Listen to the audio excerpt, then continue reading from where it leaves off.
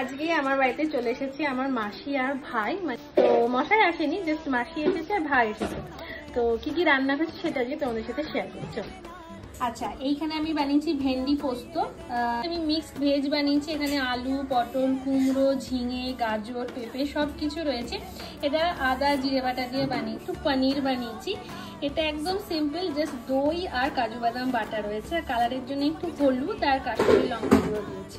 আর এখানে কলাইয়ের ডাল ভেজানো রয়েছে, এটা আমি বেটে একটু বড়া বানাবো। তো নিরামিষে জাস্ট এইটুকুই রয়েছে। এবার চলো ভাইয়ের জন্য কি কি বানিয়েছি সেটা দেখাই। ওই ভেন্ডি পোস্তটা আমি একটু পেঁয়াজ দিয়ে ওকে বানিয়ে দিয়েছি। এখানে রয়েছে আলু পেঁয়াজ ভাজা, আর এখানে রয়েছে পেঁয়াজ রসুন দিয়ে মুসুরির ডাল। আর এখানে আমার হচ্ছে চিকেন কষা। ভাই আলু খেতে ভালোবাসে বলে একটু আমি আলু দিয়েছি এখানে। তো এই হচ্ছে আজকে আমার একদম সিম্পল মেনু। যেহেতু ভাই একটু এই পেঁয়াজ দিয়ে খেতে ভালোবাসে, তাই ওর জন্য আমি খুব ভালোবেসে এটা বানিয়েছি। আশা করি ওর খুব ভালো লাগবে।